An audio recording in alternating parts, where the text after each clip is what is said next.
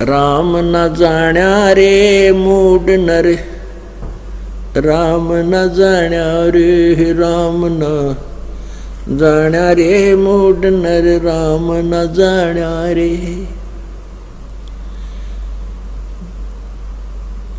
राम न जाण्या रे मूड नर, राम न जाण्या रे। जल की बूंद महल रचायो सकल जिहाना रे, जठर अग्नि से राखिया तेरा पिंड रो प्राणा रे। जातो को भोजन दिया अमृत रस खाना रे, गर्भवास से काट कर नर बाहर आण्या रे। लीला अगम अगाध है सुरती विदना नारे, मात पिता सुत बांधवा क्या देख बुलाना रे। इनमें तेरा कोई नहीं क्यों भया दीवाना रे। जो तन चंदन लेपते वो धरे मसाना रे, सुए सिंबल से या तुरु देख लुभाना रे। चोंच मार व्याकुल भया बहुते पछताना रे, मान सरोवर कमल दलगर दूर पयाना रे। गए रसातल राहा को ये पड़ पड़ पोथी पाना रे। राम न जाण्या रे मूड नर्तन, राम न जाण्या रे। अब कितनी प्यारी ये हो सुख संवेद जो परमेश्वर कबीर जी ने अपनी प्यारी आत्मा गरीबदास साहिब जी के इस कंप्यूटर में फीड कर दी थी, और फिर उस प्यारी आत्मा ने अपने परमेश्वर की महिमा कलम तोड़ गाई। राम न जाण्या रे मूड नर्तन, राम न जाण्या रे। इस सेंटेंस का कितना गहरा अर्थ है पुण्यात्माओं, कि तूने परमात्मा को समझा नहीं, और तू आप जी केवल इसी संसारिक कर्म को ही अपना प्रथम कर्तव्य मानकर करते रहे। क्या बताते हैं कि एक तो तूने परमात्मा की महिमा नहीं समझी कि भगवान की भक्ति करने से क्या लाभ और न करने से क्या हानि होती है।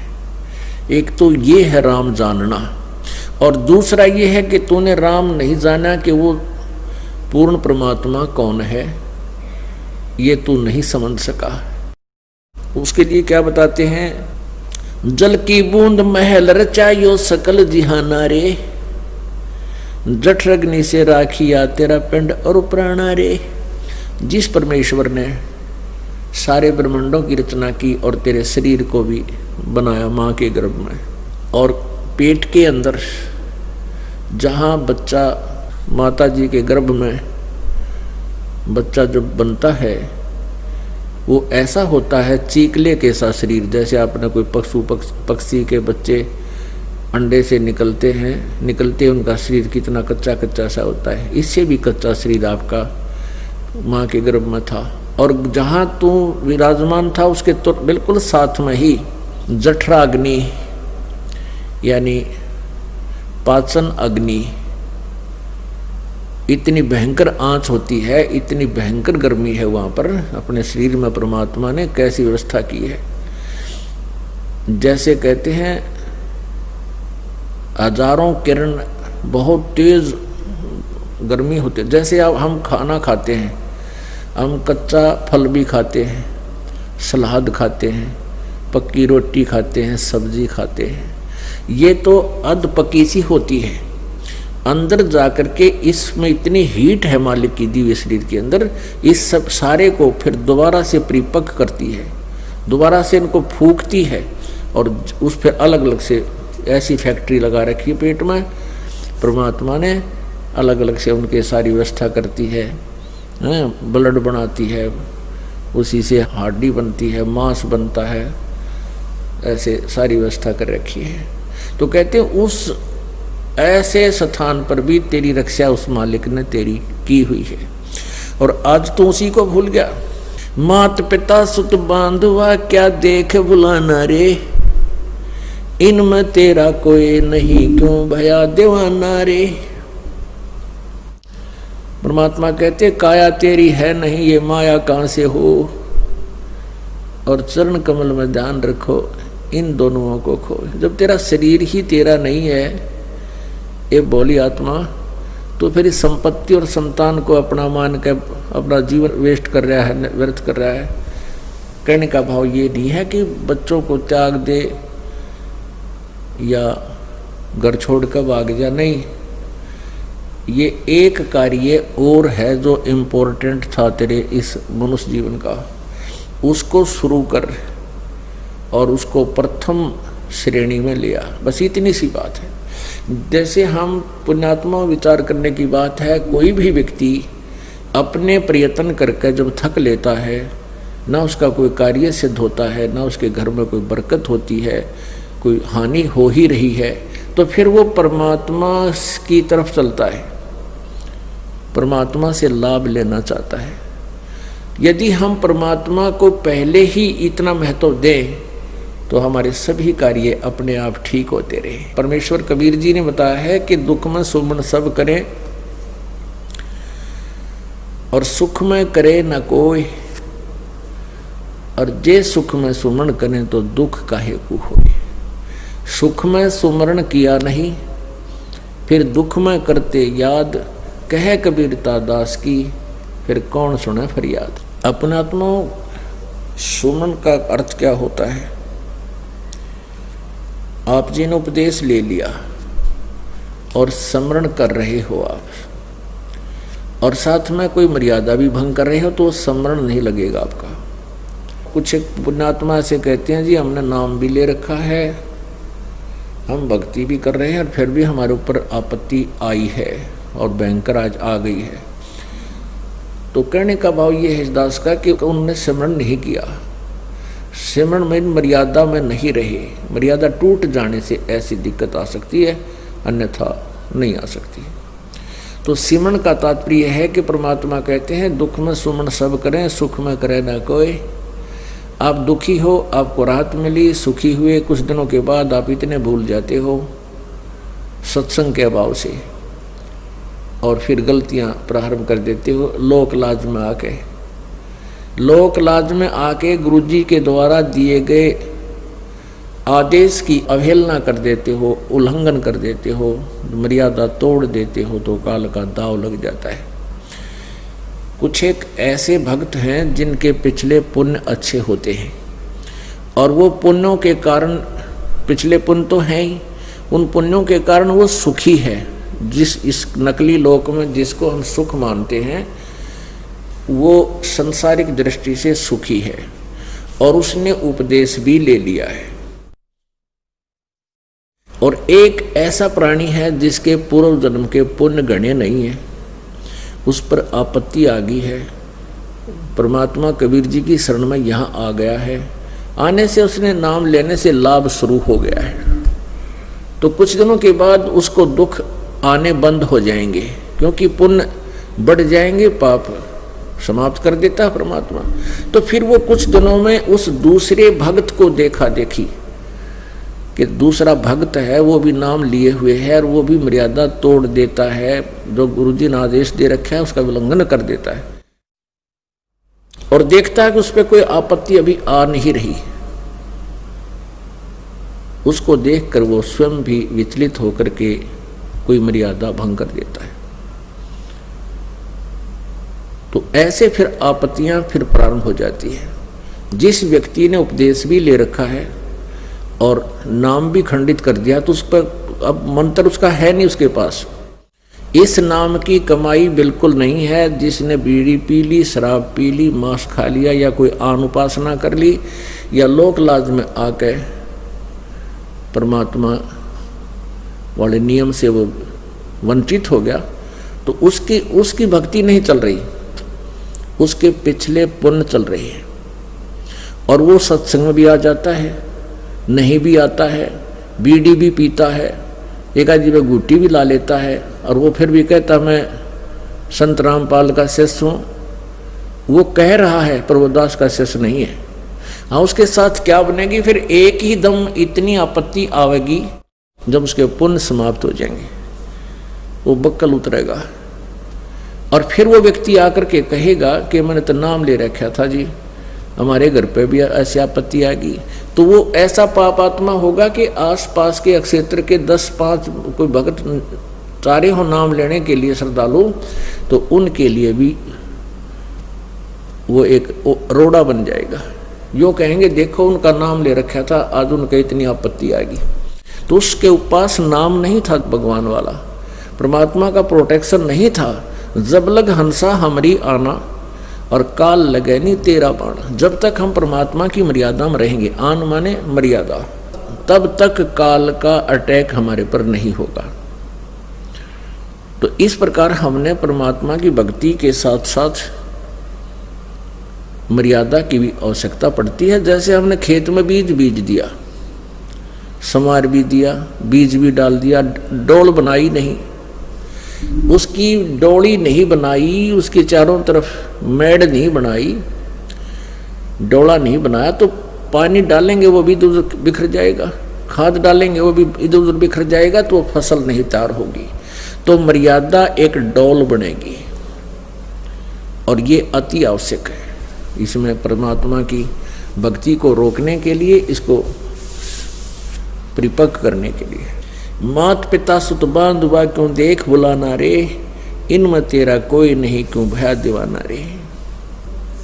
जो तन चंदन लेपते सो धरे मसाना रे, सूरज चंबन से या तुरु देख बुलाना रे, और चौंच मार व्याकुल भया बहुते पछताना रे। एक तोता पक्षी होता है, इसको सुआ कहते हैं। सुआ पक्षी होता है और वो परिपक्व फलों को खाता है, चोंच मार मार के खुशी से पके पके फलों को खाता है, शेष को छोड़ देता है। तो कहते हैं तोता क्या करता है, पहले से ही वृक्ष की आशा करता है, ये वृक्ष बड़ा होगा, ये पेड़ बड़ा होगा, इसको फल लगेंगे और खाऊंगा। तो तोते ने एक संभल के पेड़ के ऊपर, सिंभल के पेड़ के ऊपर आस्था लगा ली कि ये पेड़ बड़ा होगा, इसका फल लगेंगे और फिर मैं जी भर के खाऊंगा, आनंद मनाऊंगा। तो क्या हुआ, 10-12 वर्ष के अंदर वो पेड़ बड़ा हुआ, उसके फल लगे और फल इतने बढ़िया लगते हैं जैसे बहुत मीठे स्वादिष्ट मिलेंगे। जब वो परिपक्व हो जाते हैं तो उसके फलों में, उसके डोडों में कपास होती है, रुई होती है। अब तोते ने देखा कि ये पक गया है, इसको खाऊं, उसने जोर से चोंच मारी, वो रुई उस डोडे की तोते की चोंच में फंस गई। अब जान की दुश्मन हो गया वो। सोचा था कि ये मुझे सुख देगा, आनंद होगा, मैं खुशी मनाऊंगा और पेट भर अन्न खाऊंगा। अंत में उसमें डोडे में कपास पाई, वो खाद्य पदार्थ नहीं था। तो परमात्मा इसकी तुलना आप जी से करते हैं। आप जी संतान उत्पत्ति करते हो, संतान उत्पत्ति होने के बाद फिर उसकी परवरिश के लिए दिन रात परिश्रम करते हो और ये सोच कर करते हो कि मुझे बुढ़ापे में सुख होगा। अब तो मैं युवा हूँ, मेहनत करके बच्चों को पाल दूंगा और बुढ़ापे में चैन सुख का सांस लूँगा और आनंद से रहा करूँगा। अब बुढ़ापे में जैसा आनंद से रहेगा तेरा जिए जानेगा। बुढ़ापे में रह लिया आनंद है, शरीर काम करे नहीं, जाड़ दांत जाते रहे, शरीर में वीकनेस कमजोरी इतनी आ जा, उठा जा ना बैठा जा, आजमा खराब हो गया, कदे कहीं दर्द है कहीं कुछ है। और परमात्मा क्या बताते हैं, बूढ़ा होवे पड़े खाट में सुने वचन खारे, कुत्ते तावण का भी सुख को न ये छाती फूकण हारे। ये श्लोक सुनेगा बुढ़ापे में, सुख तो 100 कोस दूर चलेगा। अब क्या होता है कि बूढ़ा बुढ़िया की ड्यूटी कंडे में हो जाए, वो खाट पे बैठे रहे अपने घर में, पौड़ी में, द्वार के आसपास उनकी चारपाई डाल देते हैं। तो पुत्र वधू खेत कार्य में अपना जाती है, बाहर मजदूरी पर जाती है, या कोई गोबर पानी डालने जाती है, लेने आ जाती है। तो उनको कह के जाती है सास ससुर को कि तू ध्यान रखना कहीं घर में कुत्ते ना घुस जा, अब कुत्ते तो आदमी बूढ़े की तो कहाँ दाब मारने थे, वो तो ऐसे आंख में चौनिशी कर जाते हैं, बढ़ जाते हैं। तो कभी कुत्ता अंदर घुस गया और उसने जाकर के अंदर दूध कुछ पिया, कुछ गिर दिया उस ग्राउंड पर, परस्पर बखेर दिया। उधर से पुत्र वधू आ गई इतने में, और उसने अंदर जाकर देखा कुत्ते ने उत्पात मचा रखा। तो बहुत गुस्से में आकर के उस बुढ़ा बुढ़िया को कहती है कि तुम इन कुत्तों को भी नहीं रोक सकते, तुमने हमारी छाती फूंक दी, तुम कुछ भी करने के को ना। यानी इतना नाराज होकर के वो बोलती है जिसका दूध बिखर गया हो, जमीन पर गिर गया हो। तो बुढ़िया को फिर ये वचन सुनने को मिलेंगे। कहते हैं बूढ़ा हुआ पड़े खाट में, फिर सुने वचन खारे, और कुत्ते ताउन का भी सुख को ना, तुम छाती फूकना रही। पुणात्माओं, परमात्मा हमें ये याद दिलाते हैं कि तुम्हारे साथ ऐसी बनेगी जैसे उस तोते गेला बड़ी। जो भक्ति नहीं करते वो प्राणी, उनका अंत, उनके साथ परिवार का व्यवहार ऐसा होगा, बहुत रूखा होगा। और जो भक्ति करना शुरू कर देते हैं, परमात्मा की भक्ति ही कर रहे हैं, तो उनके अंत में आप देखना परमात्मा ऐसी व्यवस्था कर देगा, उस अपनी प्यारी आत्मा को दुख ही नहीं होने देगा। ये परमात्मा की भक्ति साधना का एक नियम है, ये उसका फल है कि आपको दुख ही नहीं होने देगा। एक बार एक त्रिलोचन नाम का भगत था, और वो परमात्मा की मर्यादा में रहकर साधना कर रहा था। परमेश्वर कबीर जी रह कर आते रहते हैं, कभी केवल एक संत रूप में रह कर के चले जाते हैं, और कुछ एक भक्तों को परमात्मा का लाभ दे जाते हैं, जिसका उदाहरण दूर तक फैला रहता है कि उनको एक संत था, उसने ऐसे कृपा करी, भगवान की कृपा से उनको ऐसे लाभ हुआ। तो इस कारण से हम परमात्मा की महिमा जीवित है, परमात्मा की सतिथि अभी तक ज्यों की त्यों है। अन्यथा ये काल भगवान चाहता है कि इनको गलत साधना पर लगा दूं, शास्त्र में साधना ये करें, गलत ज्ञान दे दूं, और ये परमात्मा से मिलने वाला लाभ इनको मिलना बंद हो जाए, और ये सब नास्तिक हो जाए। जैसे पूरा रूस हो गया नास्तिक, और पूरा चीन कंट्री हो गया नास्तिक। तो ये चाहता है कि ये ऐसे हो जाए सभी, फिर टंटा कट जाए, वहाँ कोई सुने को नहीं उस कबीर साहब की, जो अपनी प्यारी आत्माओं को अपने पास ले जाने के लिए आता है।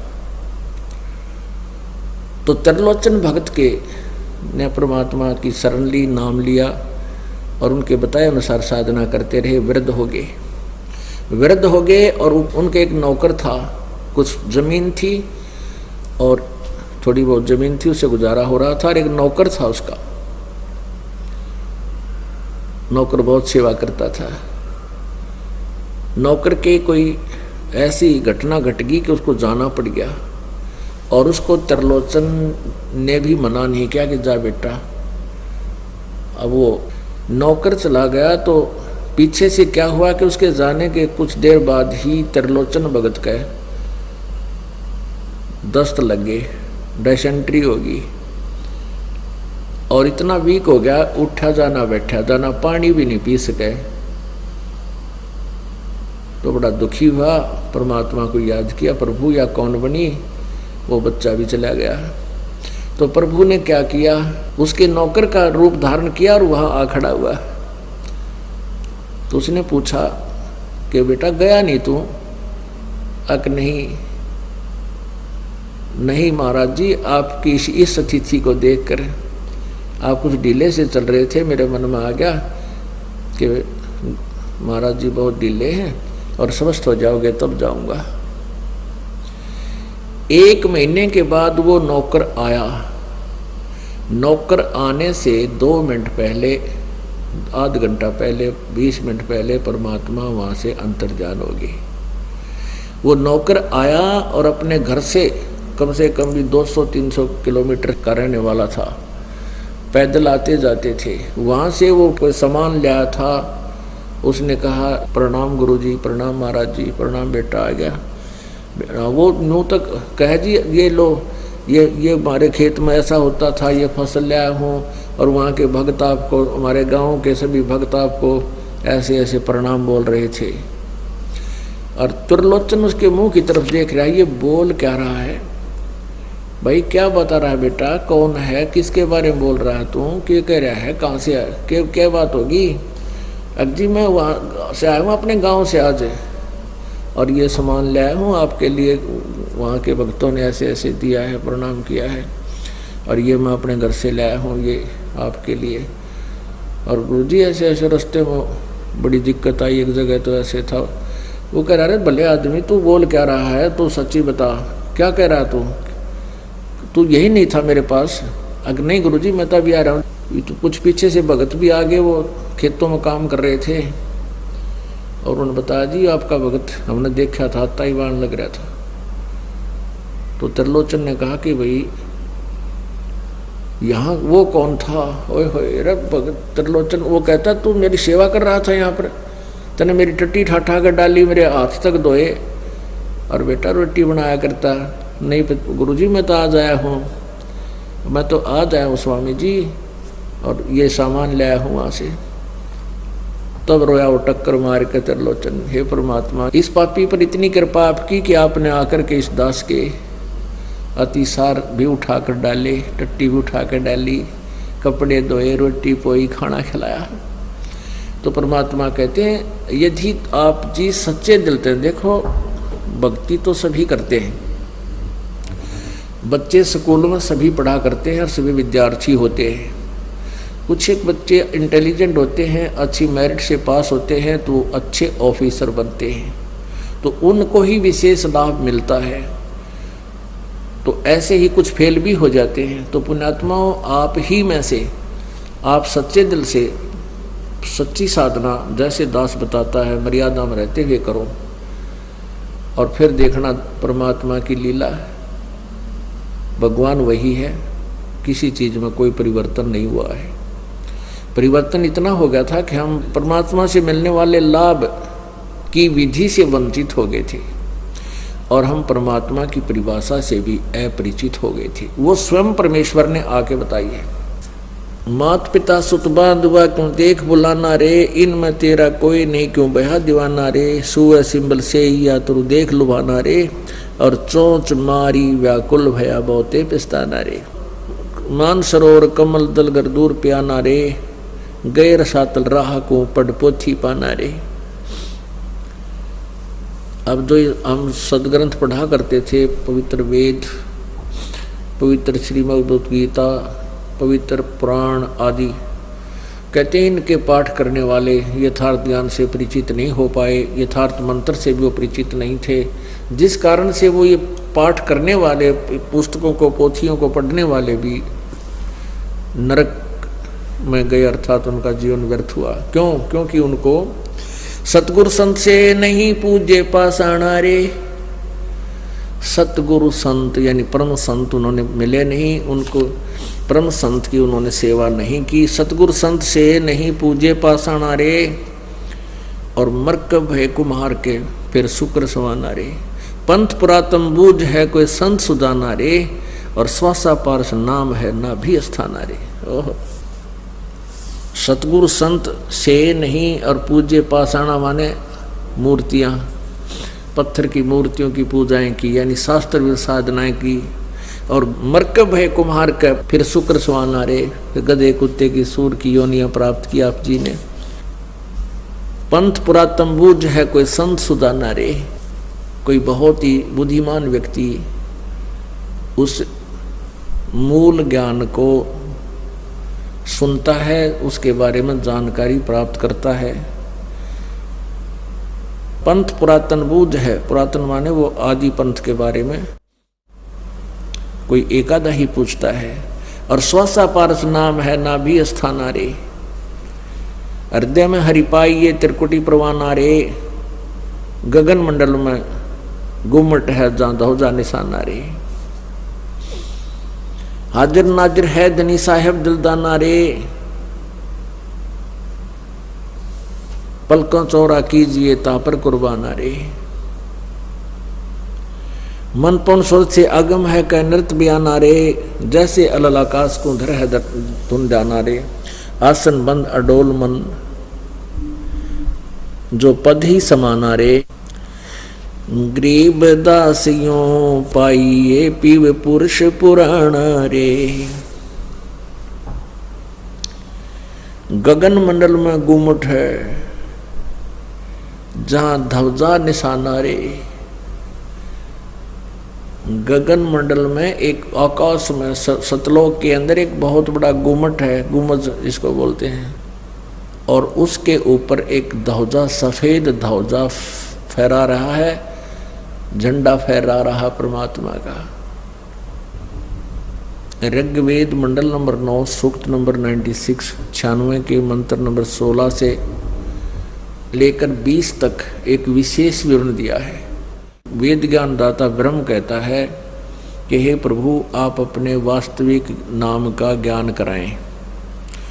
अगले ही श्लोक में, अब अगले ही मंत्र में स्पष्ट किया है कि वो परमात्मा कबीर है और वो कबीर वाणी के द्वारा लोकोक्तियों के माध्यम से अपने यथार्थ ज्ञान को एक संत या ऋषि रूप में प्रकट होकर के ऊंचे स्वर में आवाज लगा लगा कर बोलता है। चारों युग में संत पुकारे कूक कहा हम हेल रे। हीरे माणक मोती वर्ष है यो जग चुगता डेल रे। खुद भी मालिक अपनी अमरवाणी में बोलते हैं कि चारों युग में ये मेरे से परिचित संतों को, जिनको मैंने ज्ञान दिया, उन्होंने भी आवाज लगाई और मैंने भी रुक के मार मार के आवाज लगाई, वो ज्ञान दिया। ऊंचे स्वर में गरज गरज की आवाज लगाई मैंने, और ये मुक्ति रूपी तत्व ज्ञान रूपी हीरे और मोती, ये अमृतवाणी मैंने बरसाई। लेकिन इस यथार्थ ज्ञान को, यथार्थ मोक्ष मार्ग को किसी ने ग्रहण नहीं किया, इस लाल को किसी ने ग्रहण नहीं किया, हीरे मोतियों को किसी ने ग्रहण नहीं किया, और आन उपासना रूपी ये डले इकट्ठे कर लिए, डले डो लिए, गलत साधनाएं कर ली। अपुणात्माओं, परसों के समाचार पत्र में एक दुखदायी घटना पढ़ने को मिली कि गुड़गांव के पास एक गांव का एक ट्रक इस आन उपासना कावड़ लेने के लिए गया और वो गंगोत्री के पास जाकर के एक खड्डे में बहुत 150 मीटर 400-500 फुट गहरी खाई में गिर गया और सभी मर गए। एक ही गांव के 22 व्यक्ति मर गए, 20 और 2 फिर मर गए उनके दुख में। 20 व्यक्ति मर गए, एक परिवार के 4, एक परिवार के 3 है। आन उपासक भगवान शिव की वो साधना शास्त्र विरुद्ध कर रहे थे। परमात्मा, क्योंकि शास्त्र विरुद्ध साधना करने वाले को किसी भी इष्ट की साधना कीजिए, वो उनकी मदद नहीं करेगा। और कबीर साहब क्या बताते थे, पर भी लेन जात है दुनिया, हमारा ज्ञान किने ना सुनिया। वहाँ पर भी लेन, जैसे कहीं कोई कुंभ का मेला हो जाए, वहाँ देखो कितनी दुनिया जाती है, किसी तालाब पर हो जाता है या किसी दरिया पर हो जाता है। परमात्मा कहते हैं हमने यथार्थ ज्ञान दिया, ये हमारा तत्व ज्ञान किसी ने नहीं सुनिया। पर भी लेन जात है दुनिया, वहाँ धक्के खान जाती है, और हमारा ज्ञान किन्हें नहीं सुनिया। चारों युग में संत पुकारे कूक कहा हम हेल रे, ये हीरे माणिक मोती बरसे यो जग चुगता डेल रे। तो वही वेद बता रहे हैं, कबीर परमात्मा को धर्मदास जी ने ये शब्द कहे थे कि हे गुरुदेव, जो ज्ञान आपने दिया ये आज तक हमारे को किसी ने नहीं बताया। और जितने भी हमारे ब्राह्मण गुरु थे, ऋषि थे, महर्षि थे, वो कहते थे कि हम तुम्हें गीता और वेदों से ज्ञान देते, लेकिन ये ज्ञान तो मालिक नहीं था उनके पास। तो इससे सिद्ध है कि वेद और ये कतेब, कुरान, पुराण, ये सब झूठे हैं। तो परमेश्वर कबीर जी ने कहा कि ना, नहीं बेटा, वेद कतेब झूठे नहीं भाई, और झूठे हैं दो समझे नहीं। ये वेद और ये कतेब, ये किताबें जितनी भी पुराण पुस्तकें हैं, धार्मिक ग्रंथ, इनको कतेब कहते हैं, जिसमें बाइबल, कुरान, पुराण, गीता, वेद, ये सारे आ गए, चारों वेद। कहते हैं झूठे नहीं है, झूठे वो लोग हैं जो इनको समझ नहीं सके, इनके अंदर ज्ञान झूठ नहीं है। और फिर परमात्मा ने बताया, ये क्लियर हो ही गया कि कबीर जी ने 600 वर्ष पहले बताया था कि ब्रह्मा विष्णु महेश ये नासवान है, इनकी जन्म मृत्यु होती है। और हमें वेदों और गीता का सहारा लेकर ये बताया जाता था कि वेदों और गीता जी और पुराणों में इन्हीं भगवानों की पूजा के करने के लिए कहा। ये मृत्युंजय हैं, कालज्य है, अजर अमर है, इनके कोई माता पिता नहीं है। ये ज्ञान हमें सुनाया गया था जो झूठा ज्ञान था, लोक वेद था, वो दंत कथा थी। तो परमात्मा कहते वेद मेरा भेद है और मैं ना वेदन के माही, और जौन वेद से मैं मिलूं ये वेद जानते नहीं। वेद जो हैं ये मेरी ही जानकारी दे रहे हैं, चारों वेद, ऋग्वेद, यजुर्वेद और सामवेद और अथर्ववेद। कहते ये चारों वेद मेरे ही बारे में जानकारी दे रहे हैं, लेकिन मुझे पाने की विधि इन चारों वेदों में नहीं है। वो जिस वेद में वो है, वो इस वेद, ये वेद नहीं जानते। लास्ट में वेद बोलने वाला भी कह देता है नेति नेति नेति, कि जितना ज्ञान हमने दिया इन वेदों में न इति, इसका इतना ही अंत नहीं है, ये इतना ही नहीं है, ये अंत नहीं, इति माने समाप्त नहीं है, न इति।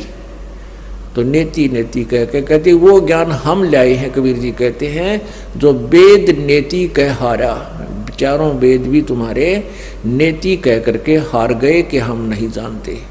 इससे आगे ऋग्वेद मंडल नंबर 9 सूक्त नंबर 96 के मंत्र 16 से 20 के बीच की जो आपको समरी सुनाता हूं मौखिक, तो उसमें ये लिखा है कि वो परमात्मा जज्ञानम, जानबूझकर प्रकट होता है।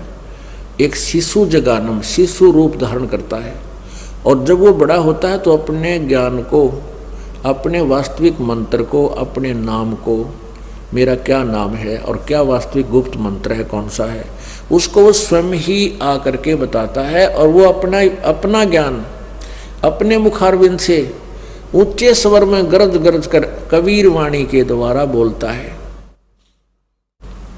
और वो लोकोक्तियों के माध्यम से, श्लोकों, दोहों के माध्यम से ज्ञान प्रचार करने के कारण एक प्रसिद्ध कवि की उपमा, उपाधि भी प्राप्त करता है, पदवी भी प्राप्त करता है। लेकिन वो होता है भगवान ही, और उस ऋषि रूप में, एक संत रूप में, एक गुरु रूप में प्रकट परमात्मा के द्वारा रची हुई उसकी हजारों वाणी, असंख्यों वाणियां, उसके अनुयायियों के लिए जब वह गुरु रूप में आता है, वो बहुत से जनसमूह उनके पीछे होता है। जैसे कबीर परमेश्वर जी 600 वर्ष पहले बनारस में आए थे, काशी में, तो उनके 64 लाख शिष्य हुए थे, और ये वाणी मालिक ने लिखवा दी थी, और सब ने, कुछ एक व्यक्तियों ने लिख कर अपने पास रख ली थी, आवश्यक सी। तो उन वाणियों को पढ़ते हैं, कहते उनको वो वाणी परमात्मा के मुखारविंद से बोला गया वो तत्व ज्ञान अमृत के तुल्य स्वादिष्ट होता है, आनंददायक होता है। वह वाणी उनको बहुत प्यारी लगती है। और वो परमात्मा तीसरे मुक्ति धाम में रहता है।